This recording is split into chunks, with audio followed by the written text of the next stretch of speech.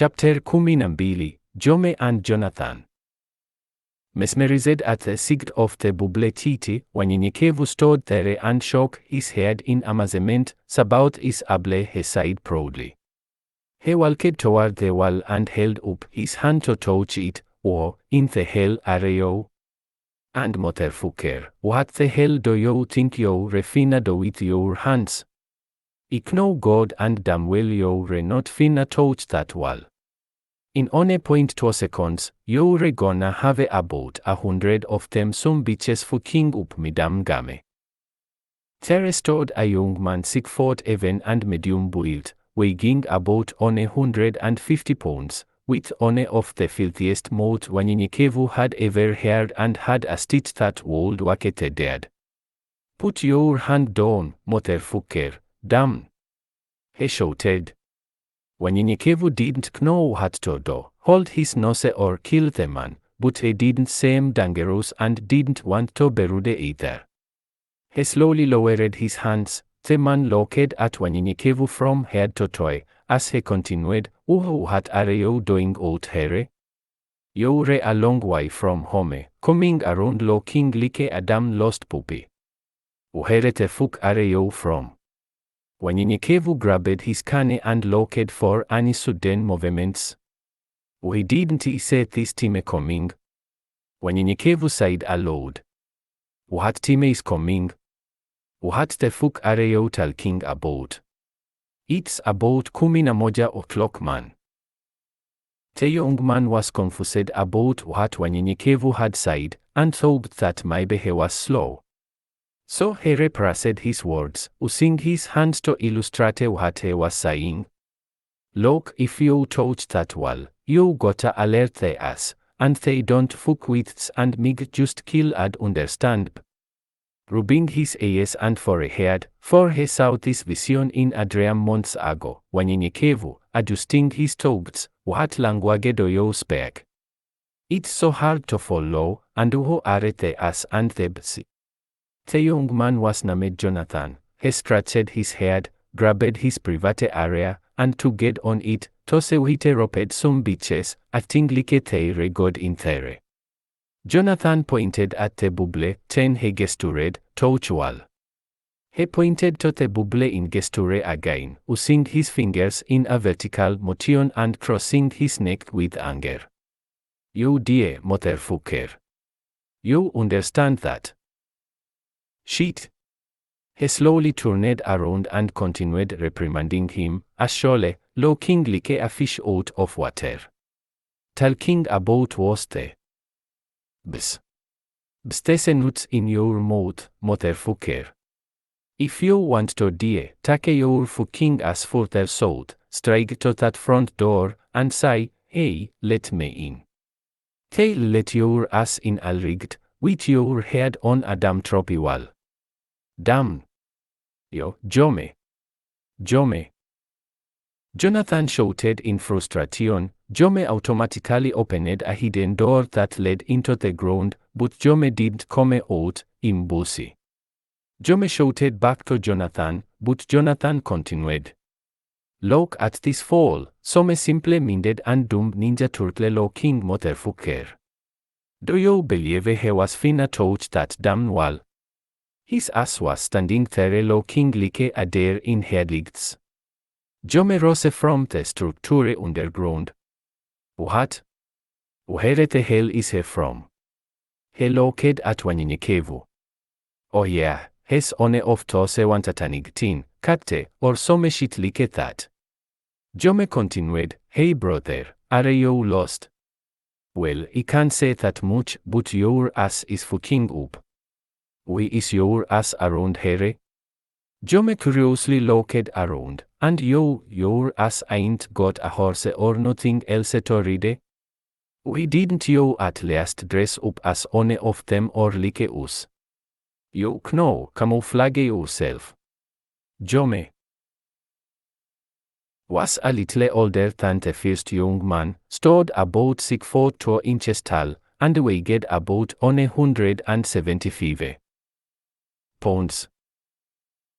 Wanyenyekevu looked for signs of aggression, but felt that the two men were just trying to get rid of him. Jome stood there talking, if you are trying to go further west, you gotta take your ass all the way around this wall, and you will travel a few miles out as well, cause the way you redressed, you reduced an open target.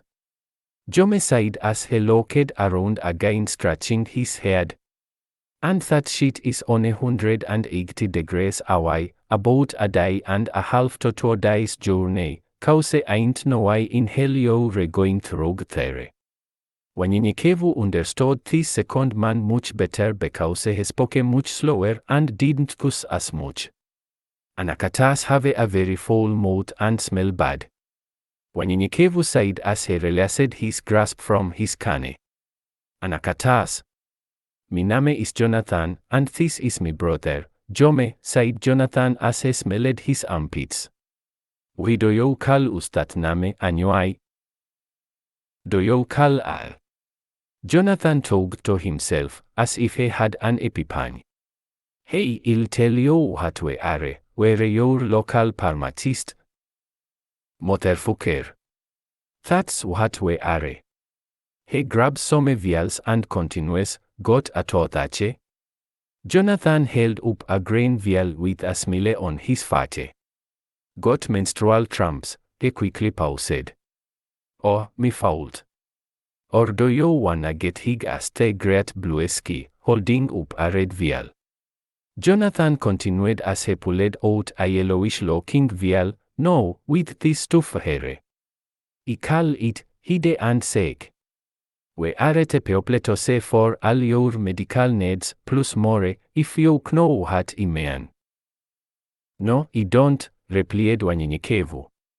Jome interrupted, we ain't gonna have a shit, if he touches that damn wall, but busted. Jome was the smartest of the two as he walked toward Wanyenyekevu. We are you here? Your type Israeli saying here unless they are being arrested or executed or both, Wanyenyekevu said proudly, I have to go to Arizona, for I am being sent there is about to get married. Yonathani jokingly, damn, ain't no bitches where you from. You carrying your ass clear across the country to get some ass. Offended, but yet understanding, Wanyenyekevu held his peate as Yonathani continued, hell, you can have our cousin, Kias. She's on a ugly bitch, but she can clean and cook her ass off. Wanyenyekevu smiled, no thanks, Yonathani smiled, tell that, Sabautl. Wanyenyekevu quickly interrupted Yonathani with a stern voice. Sabaut is my creator, whom I serve, please. Hold your peate. Yonathani said, oh, okay, I'm sorry, I didn't know you were so sensitive, shit. You religious people are something else. Saying Wanyenyekevu's frustration with Yonathani, Jome said, look. It was neat knowing you and all that, but we gotta go. A beam of light shone on Jome's forehead and something struck him as his body fell to the ground, a loud cry came from behind Wanyenyekevu. Kill them. Kill them all. Yonathani held up his hands and shouted, wait. A large spear pierced through his body, impaling him to the ground, and he quickly started coughing up blood. As Wanyenyekevu turned around, he still had his hand on his cane, ready for battle. The team flashes back to the present. Still working on understanding his gift, he shakes his head as he heard Yonathani anakatas. My name is Yonathani, and this is my brother Jome.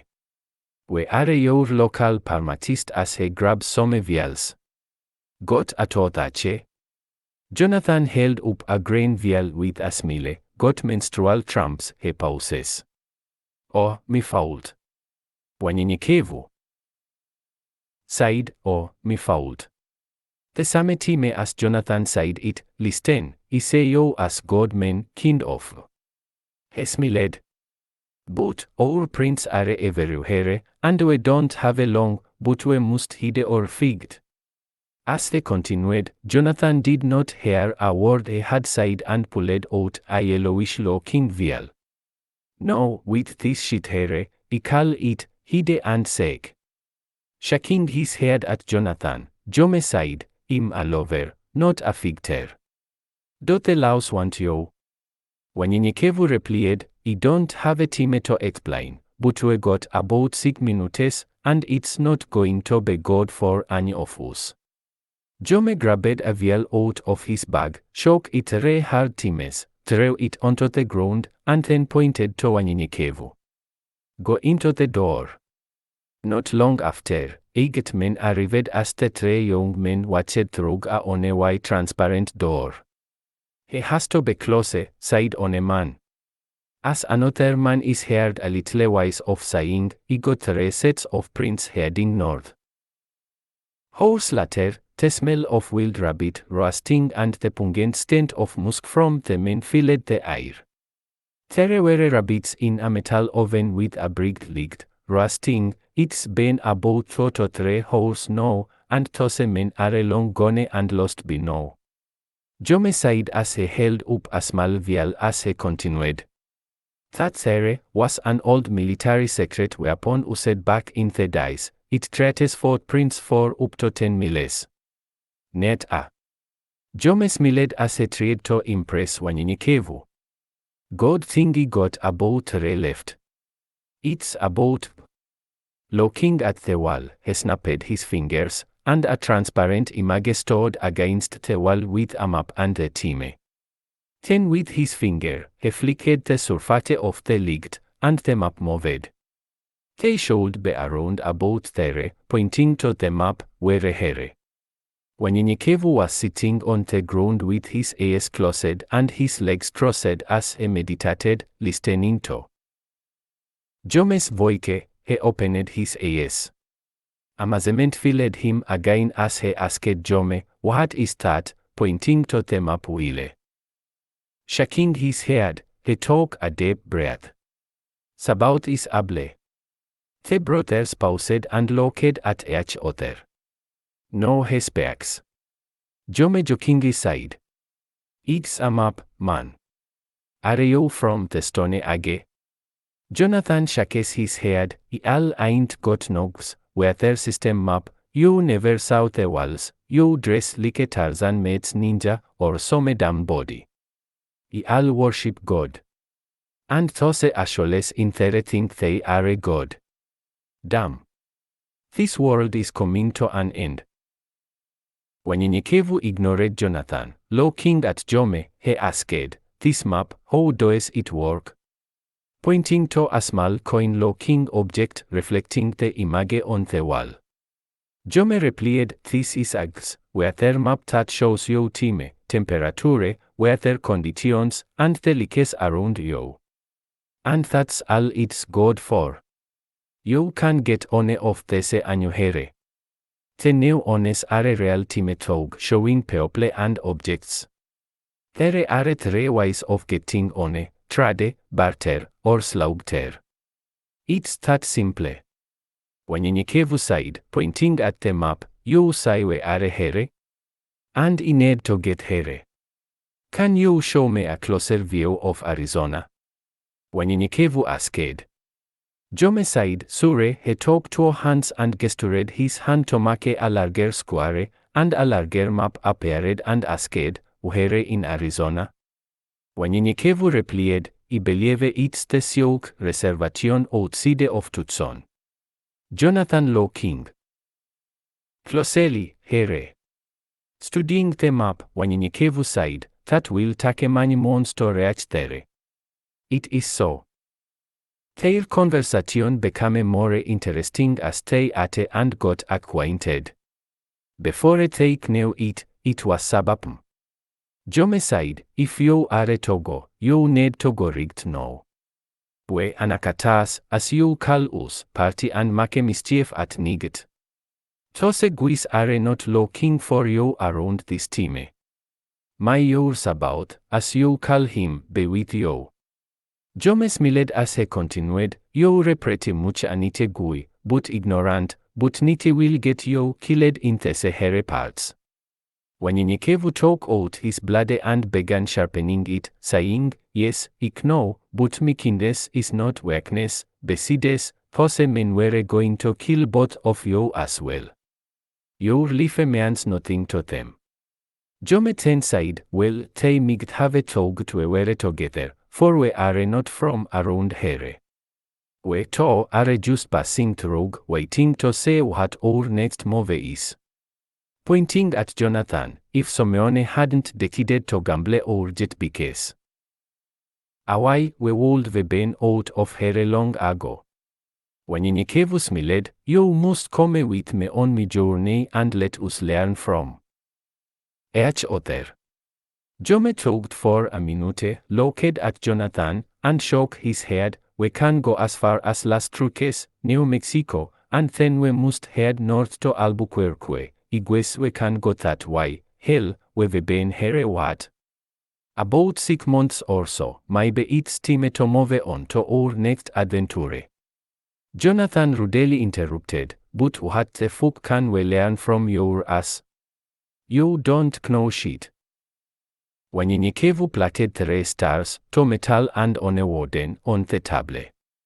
Yonathani picked up the warden on it and accidentally pricked his finger.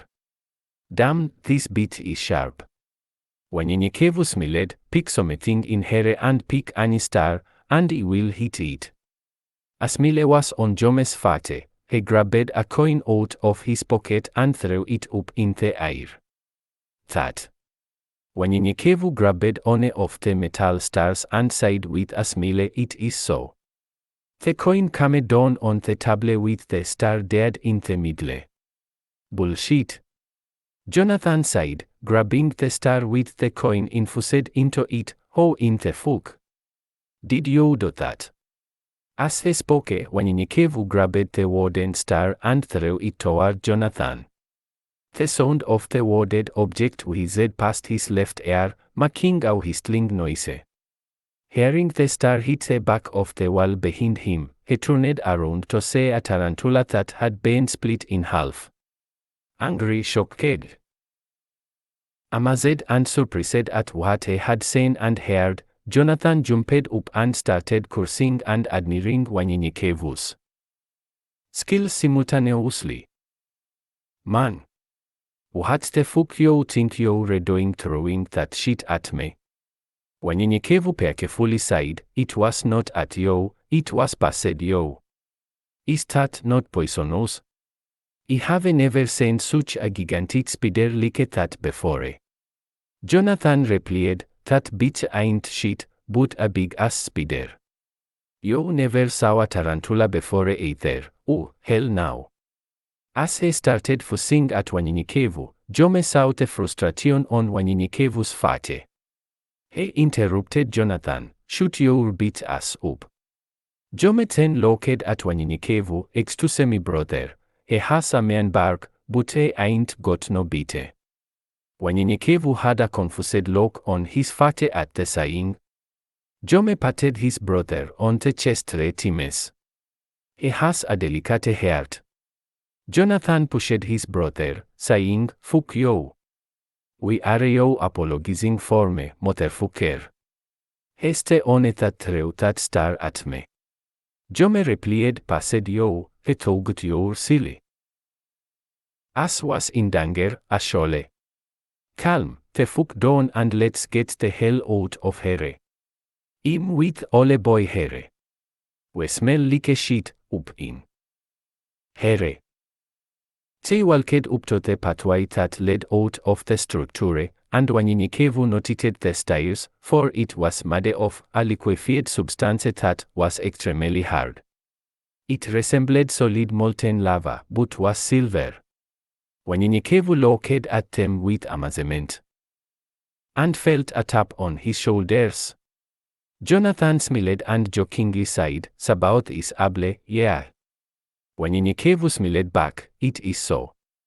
Jome leading the way up and out of the tube, quickly ran about 5 feet away from the entrance and fell to his knees, brushing away dirt and sand until he came across a red blinking light.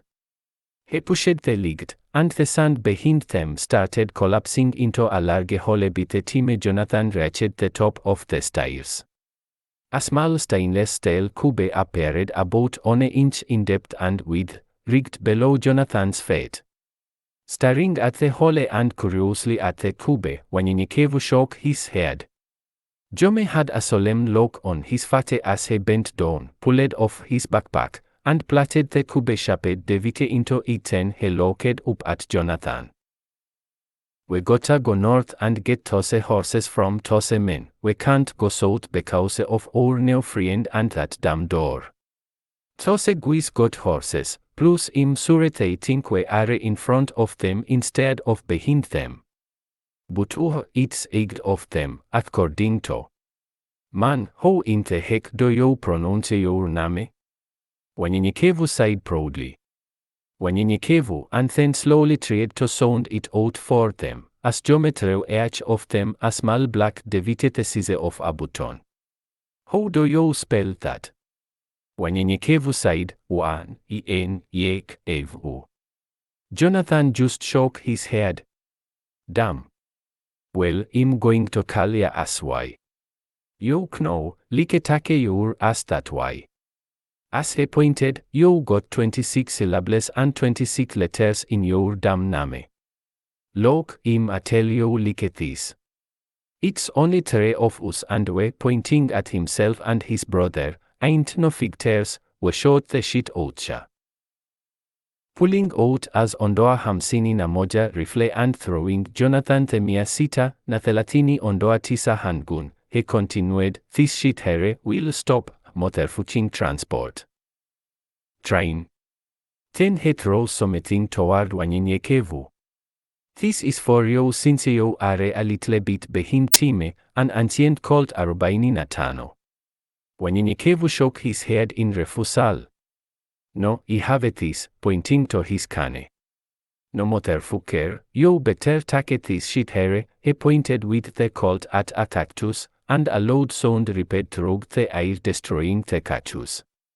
This motherfucker here is what you need, ain't no longer sknife gotta stop, a motherfucker that ain't close enough to use it on just point and shot, just point and shot. Jome lounging at Yonathani. Point and shot. Motherfucker, I wish you could do that too. You'll miss it if it's not as big as that cactus. Unyenyekevu pulled out his grandfather's old Colt and said, I have one already. He took the 45 annuai and asked, what is this black button that you gave us? Yonathani said, it's a laser detection.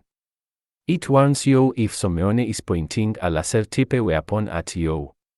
As long as the laser points at you, it will go off. Unyenyekevu was a hunter by nature, and tracking was just as easy.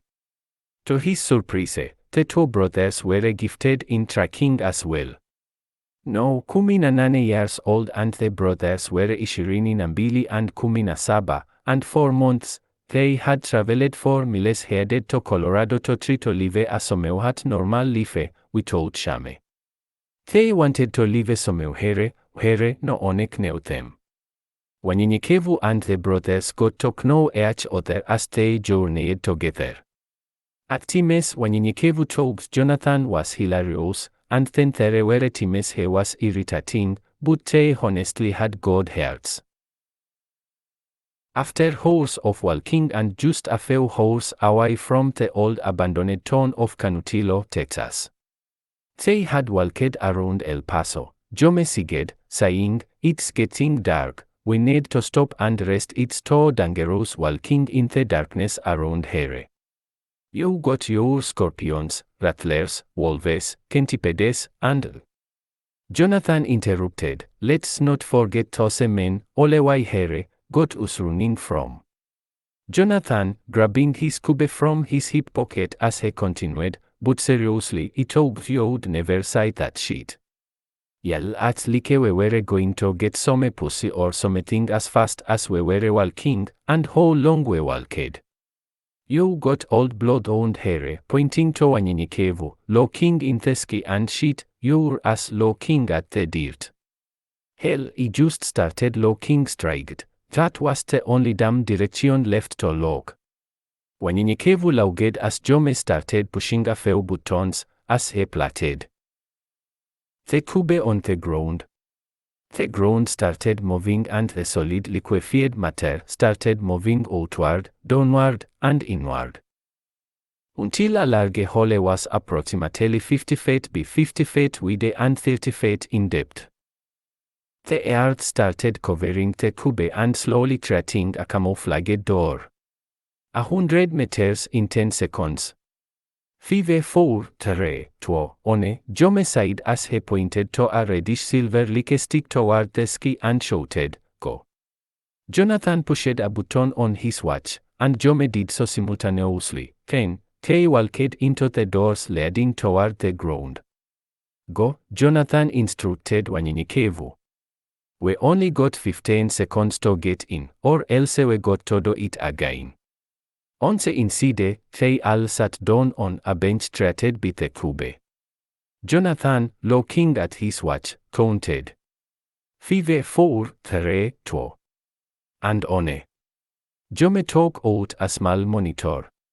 No one is within the perimeter but the wolves here, and there goes dinner, rigged here, he said as he pointed to some wild rabbits just 30 yards to the east of them. Wanyenyekevu's stout boot was slightly held back by the shoulders by Yonathani. "I got it, man, I can't. Wait, I'll need to eat with your way of hunting. What you going to throw some damn rocks at the motherfuckers?" As he pointed to a the vike will be skinning 3 of those motherfuckers in about 5 minutes. Yonathani made changes to his watch and then rushed out of the structure with nothing but rabbits on his mind. "Please forgive me, brother," Jome said as he made adjustments inside the cube.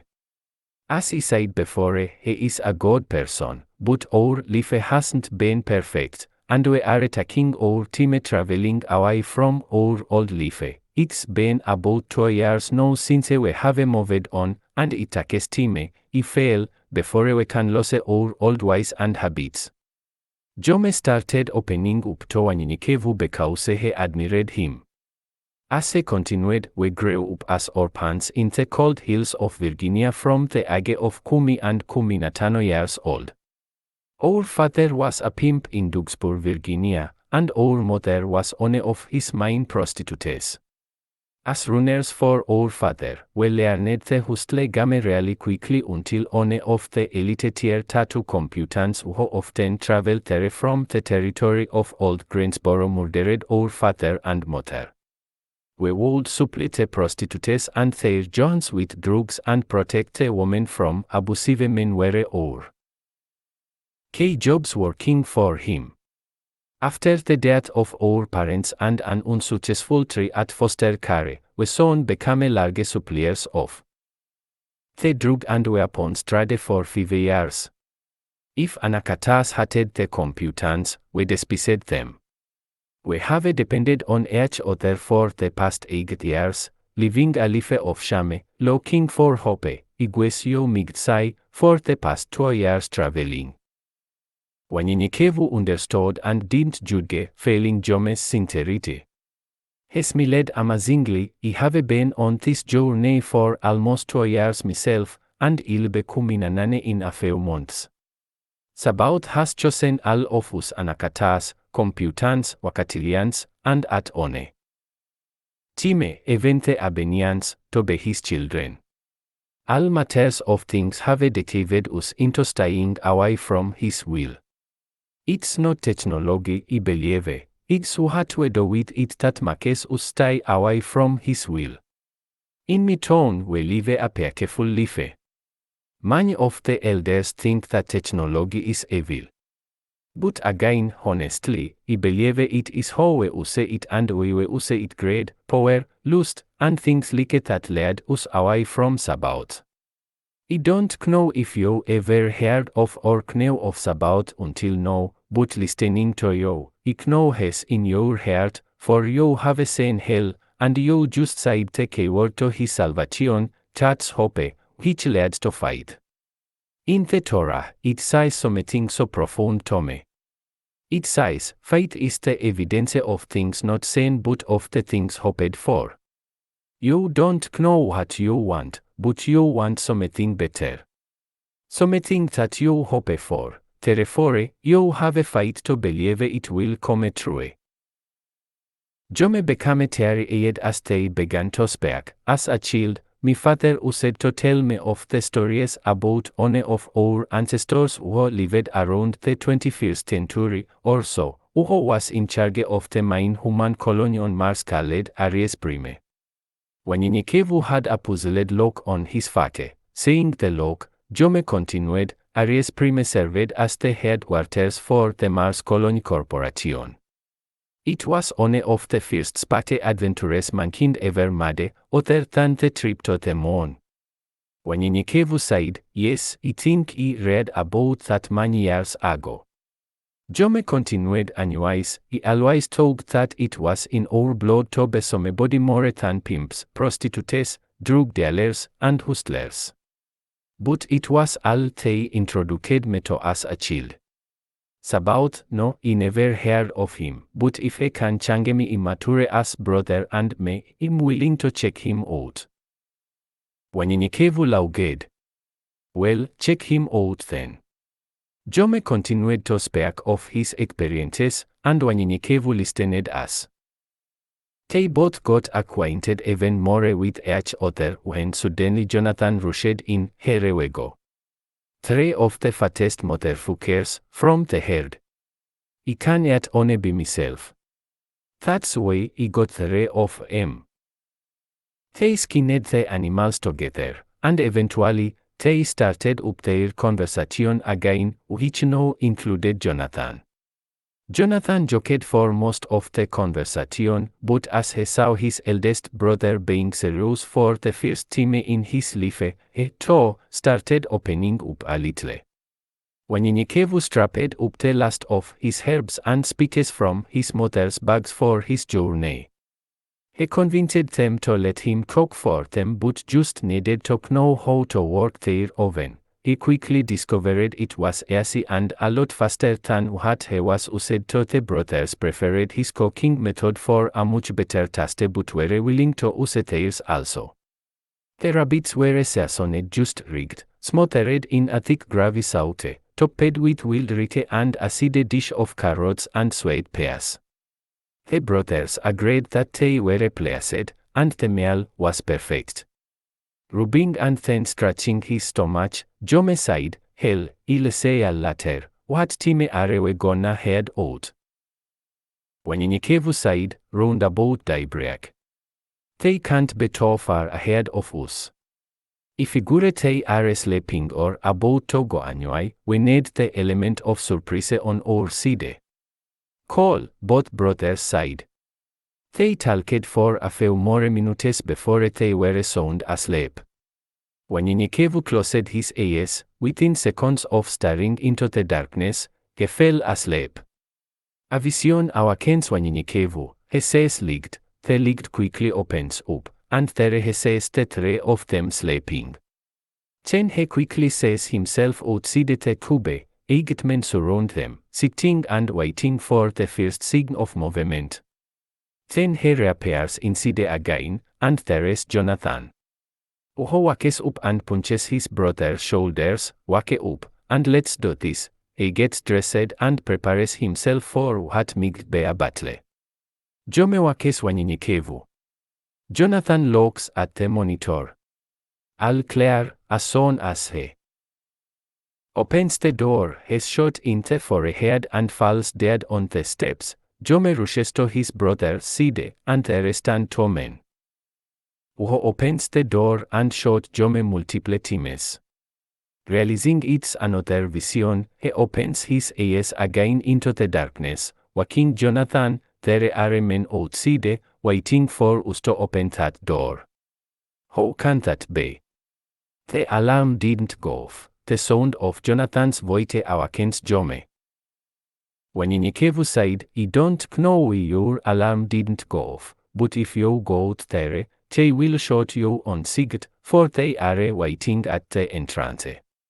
Wanyenyekevu gives the brothers the details, and Jome quickly rigs up and Climore mine devite to go when he remotely opens the door.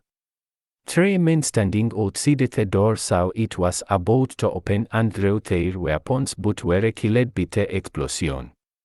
Yonathani and Wanyenyekevu spring to the top of the door, killing another 2, but Jome is shot in the head and dies. Darkness covers Wanyenyekevu several times as the different scenarios play out. Wanyenyekevu then hears a loud voice. Either they both die, or one of them live, unless they both believe. Uhat semed like horse to Wanyenyekevu was only 5 minutes since they laid down to sleep. Wanyenyekevu wakes both of them up. We have less than 7 minutes to prepare for an ambush.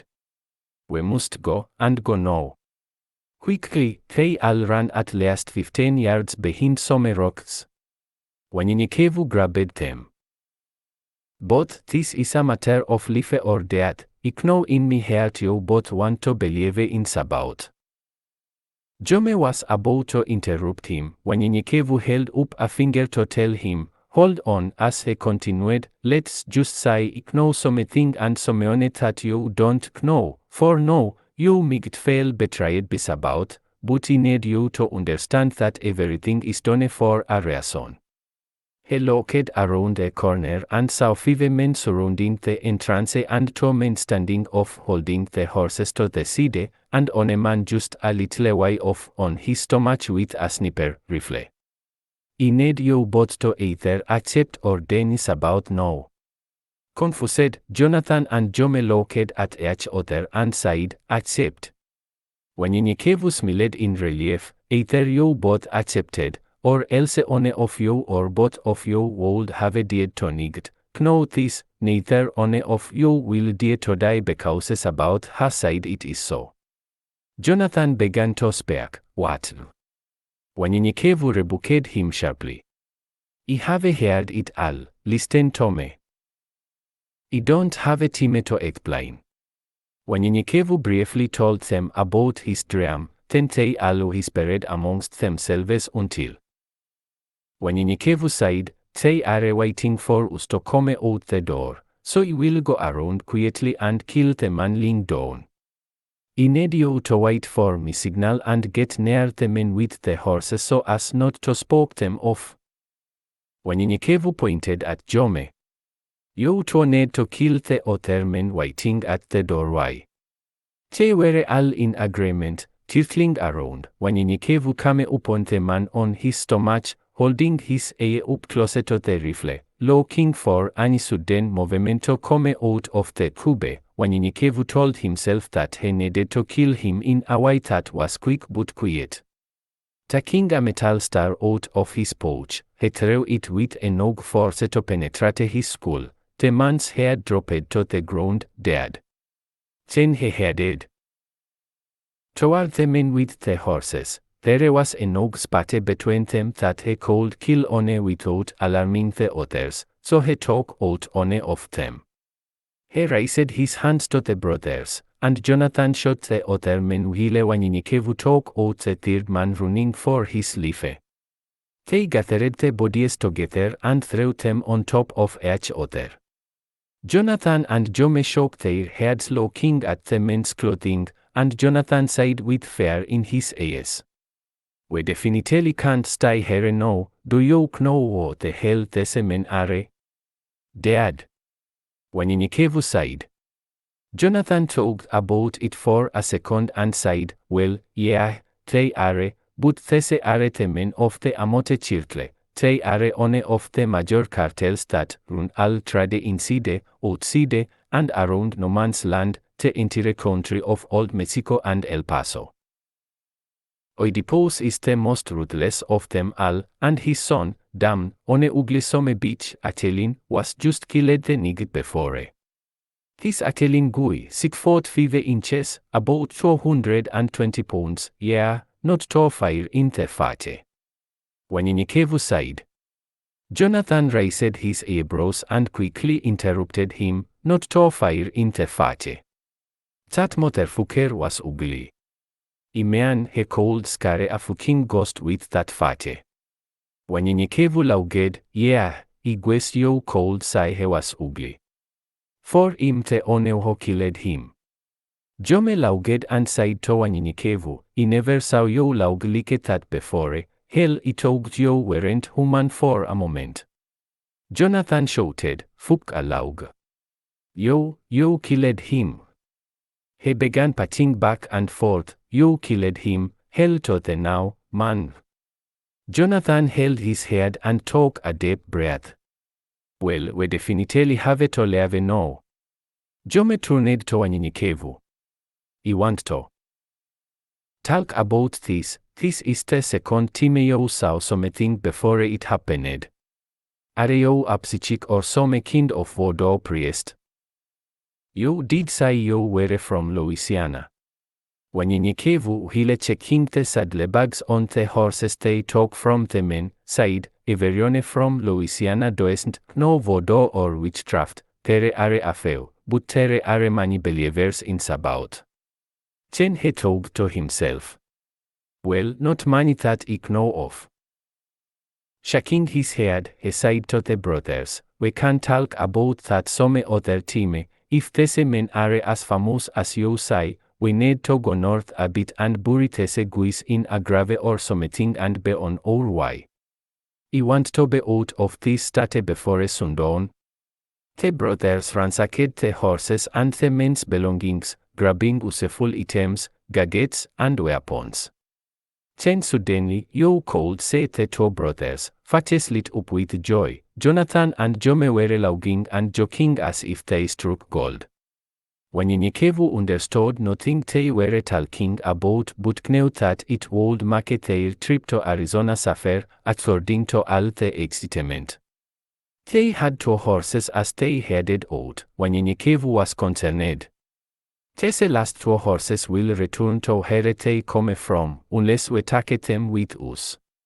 If they get where they are going, we are just asking for more trouble and look at this brand on their hindquarter. Surely Simeone knows who this brand belongs to. After burying the men, Wanyenyekevu grabs the harness off the other 2 horses that were left and decides to keep them. I'll take one for you, said Jome. Just until we realize what we are going to do later after we get to New Mexico. They headed north a bit, then headed northwest just to keep themselves at least 5 miles away from the bubble to a strange place called Anthony, Texas, and up the road read another sign, Anthony, New Mexico, moja mile. Yonathani jokingly said, look at that shit. They couldn't think of another name for the other town. The New Mexico state border sign was in sight. Yonathani was so excited he shouted at the top of his lungs, the last one there has to get dinner tonight.